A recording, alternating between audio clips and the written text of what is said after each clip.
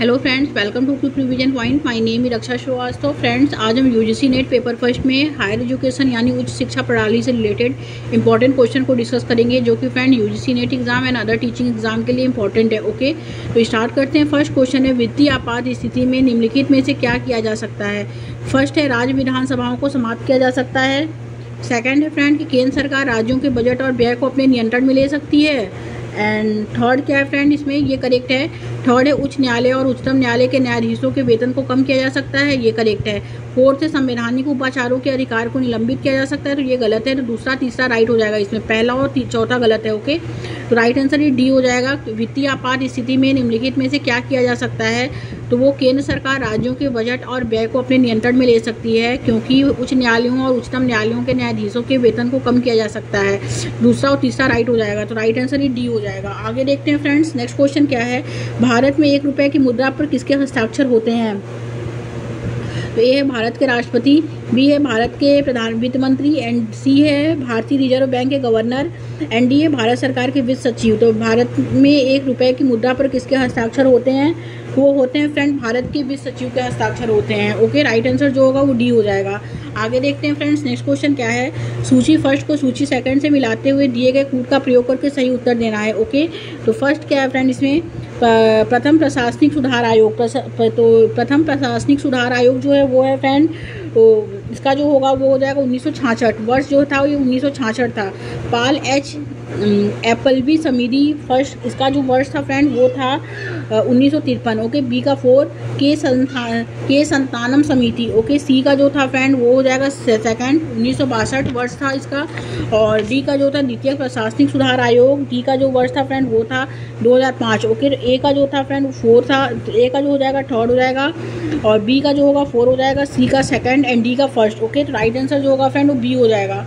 आगे देखते हैं फ्रेंड्स, नेक्स्ट क्वेश्चन क्या है। संवैधानिक रूप से राजनीतिक दलों के पंजीकरण और मान्यता का कार्य निष्पादन निम्नलिखित में से किसके द्वारा किया जा सकता है। ओके, तो ए है फ्रेंड, इसमें संबंधित राज्यों के राज्य निर्वाचन आयोग द्वारा, बी है भारत सरकार के विधि मंत्रालय द्वारा, सी है भारत के निर्वाचन आयोग द्वारा, एंड डी है राज्य सरकारों के निर्वाचन विभाग द्वारा। ओके, तो संवैधानिक रूप से राजनीतिक दलों के पंजीकरण और मान्यता का कार्य निष्पादन निम्नलिखित में से किसके द्वारा दिया जा सकता है, वो दिया जा सकता है फ्रेंड भारत के निर्वाचन आयोग द्वारा। ओके, राइट आंसर ये सी हो जाएगा।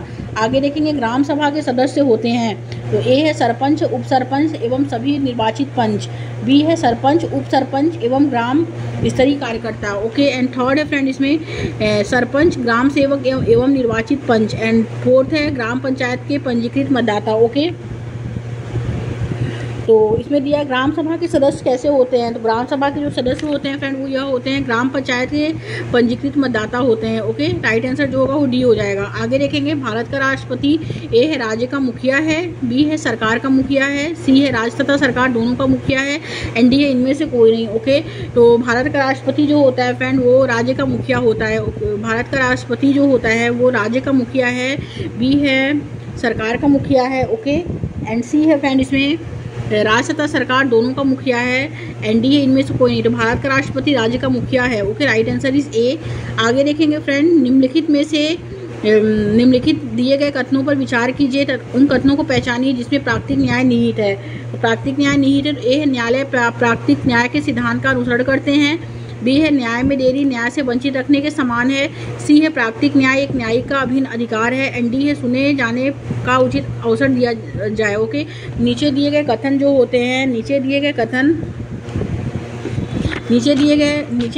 कथनों पर विचार कीजिए और उस कथन को पहचानिए जिसमें प्राकृतिक न्याय निहित है। ओके, प्राकृतिक न्याय जो निहित है वो यह है फ्रेंड, सुने जाने का उचित अवसर दिया जाए। वो राइट आंसर जो होगा फ्रेंड वो डी हो जाएगा, सुने जाने का उचित अवसर दिया जाए। ओके, नेक्स्ट क्वेश्चन देखेंगे, निम्नलिखित में से कौन भारत के राष्ट्रपति की इच्छा प्रयत्न जो है प्रसाद प्रयत्न पद पर रहता है। तो ए है इसमें मुख्य निर्वाचन अधिकारी, बी है भारत का नियंत्रक एवं महालेखा परीक्षक, सी है संघ लोक सेवा आयोग का अध्यक्ष, एंड डी है राज्य का राज्यपाल। ओके, तो इसमें जो होगा फ्रेंड, निम्नलिखित में से कौन भारत के राष्ट्रपति की इच्छा प्रयत्न पद पर रहता है, वो है फ्रेंड इसमें राज्य का राज्यपाल। राज्य का राज्यपाल जो है वो राष्ट्रपति की राज्य का राज्यपाल जो है फ्रेंड वो राष्ट्रपति की इच्छा प्रयत्न प्रसाद प्रयत्न पद पे रहता है। ओके, राइट आंसर जो होगा वो डी हो जाएगा।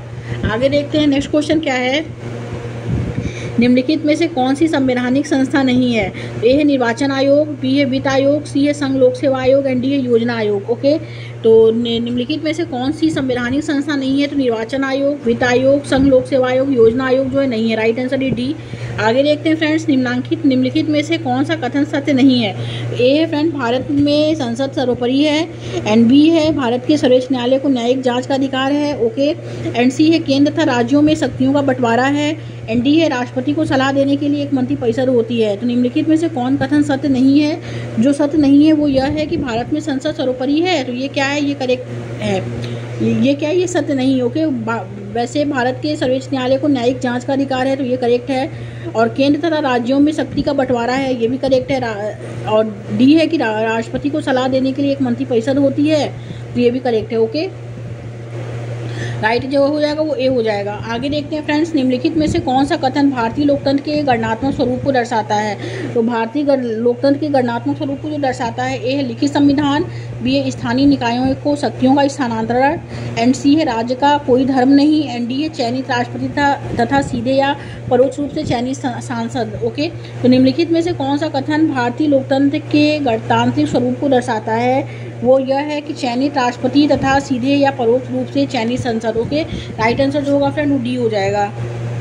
आगे देखते हैं फ्रेंड्स, नेक्स्ट क्वेश्चन क्या है कि राज्यपाल द्वारा नियुक्त निम्नलिखित में से किसको केवल राष्ट्रपति द्वारा हटाया जा सकता है?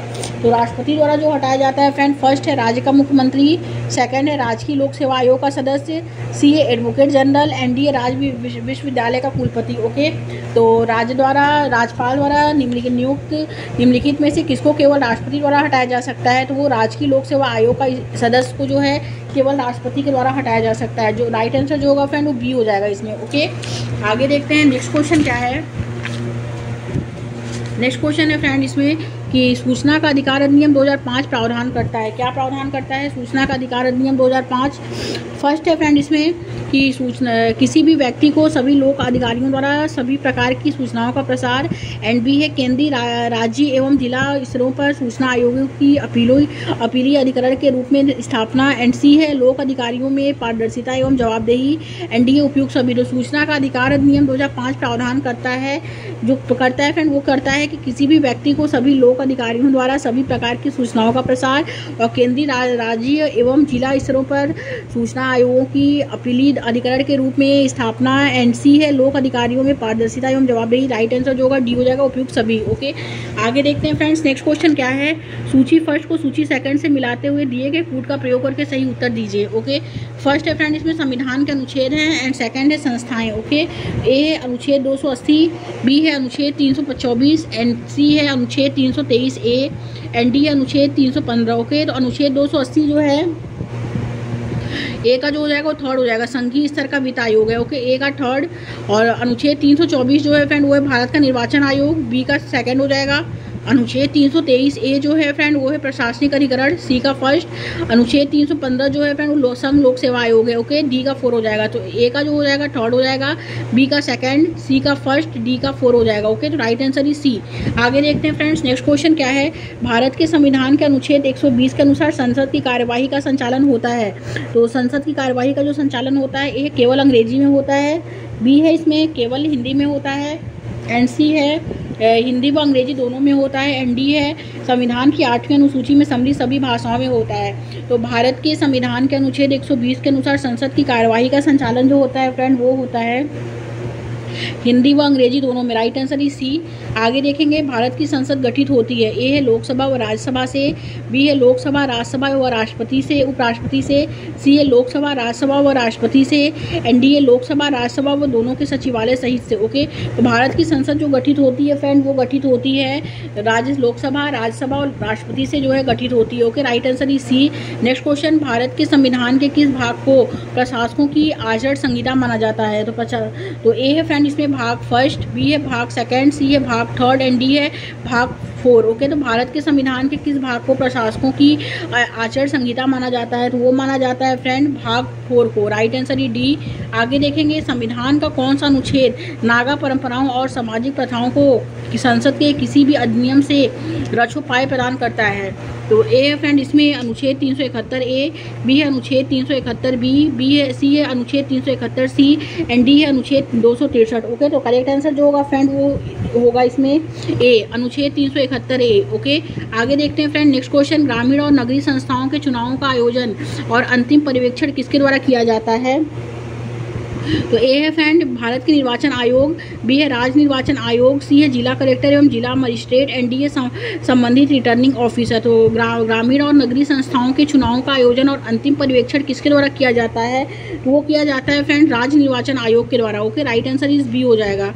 नेक्स्ट क्वेश्चन देखेंगे। सूची फर्स्ट को सूची सेकंड से मिलाते हुए दिए गए कूट का प्रयोग करके सही उत्तर देना है। ओके, तो फर्स्ट है फ्रेंड संसद। ओके, तो ए का जो हो जाएगा फ्रेंड बी सेकंड हो जाएगा कि बजट का अधिनियम, संसद जो है बजट का अधिनियम। ओके, ए का सेकंड और बी का जो हो जाएगा नियंत्रक एवं महालेखा परीक्षक जो है वो है व्यय की वैधता, बी का 4 हो जाएगा। ओके, और वित्त मंत्रालय जो है बजट तैयार करना, सी का फर्स्ट हो जाएगा। और व्ययकारी विभाग जो होता है वो होता है फ्रेंड इसमें थर्ड हो जाएगा, इसका बजट का निष्पादन। संसद जो होता है, संसद का काम जो होता है फ्रेंड वो होता है इसमें बजट का नियम। ओके, और नियंत्रक एवं महालेखा परीक्षक जो होता है वो होता है व्यय की वैधता। ओके, बी का जो होगा 4 हो जाएगा। वित्त मंत्रालय का कार्य जो होता है वो होता है बजट तैयार करना और व्ययकारी विभाग का कार्य जो होता है वो होता है फ्रेंड बजट का निष्पादन। ओके, तो राइट आंसर जो होगा फ्रेंड वो बी हो जाएगा।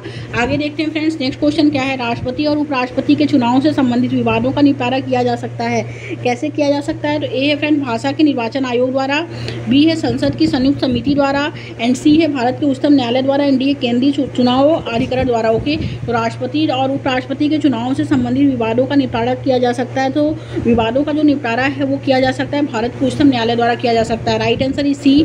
आगे देखते हैं फ्रेंड इस उद्धरण के अनुसार संविधान के अनुच्छेद संख्या फिल इन द ब्लैंक्स के अंतर्गत निर्वाचन आयोग एक स्वतंत्र संवैधानिक प्राधिकार है।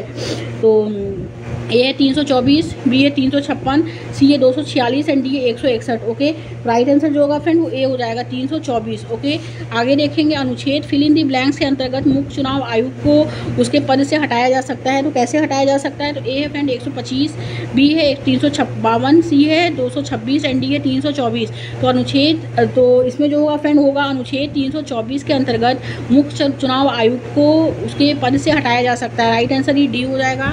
नेक्स्ट क्वेश्चन देखते हैं फ्रेंड्स। निर्वाचन आयोग की स्वतंत्रता का अर्थ है, क्या है इसकी स्वतंत्रता का अर्थ? ए है फ्रेंड इसमें संवैधानिक दर्जा देना, बी है विधायी शक्ति धारण करना, सी है न्यायिक शक्ति धारण करना एंड डी है राजनीतिक शक्ति धारण करना। निर्वाचन आयोग की स्वतंत्रता का जो अर्थ होता है फ्रेंड वो यह होता है संवैधानिक दर्जा देना। Okay, right answer is a.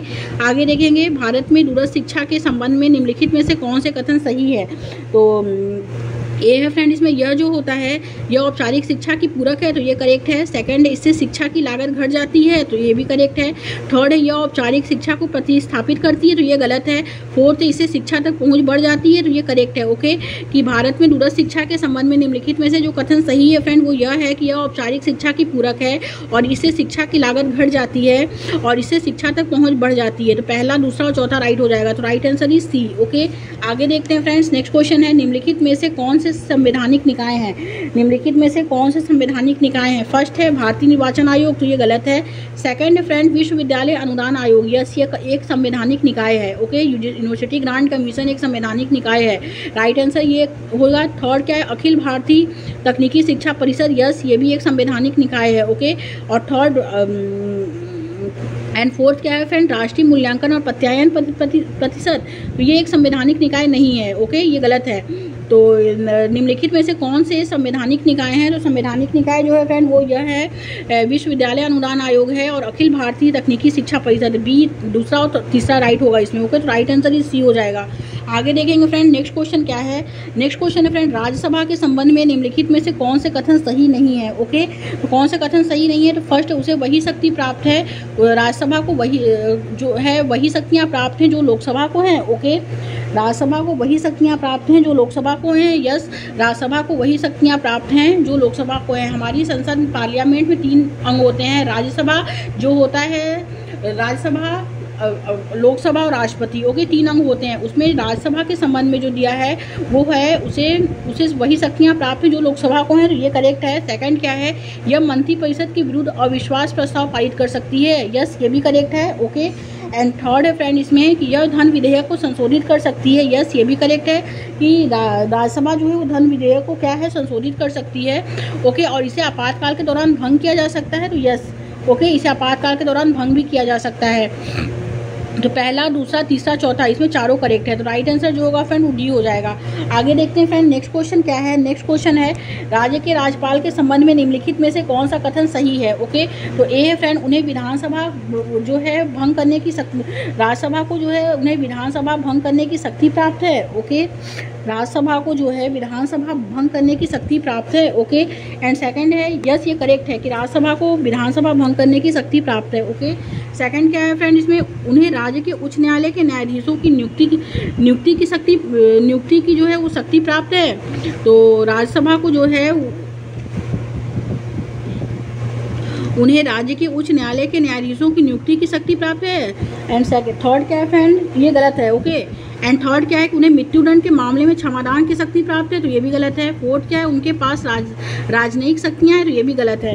तो राज्य के राज्यपाल के संबंध में निम्नलिखित में से जो कथन सही है वो यह है कि उन्हें विधानसभा भंग करने की शक्ति प्राप्त है, केवल फर्स्ट सही हो जाएगा, तो राइट आंसर इज ए।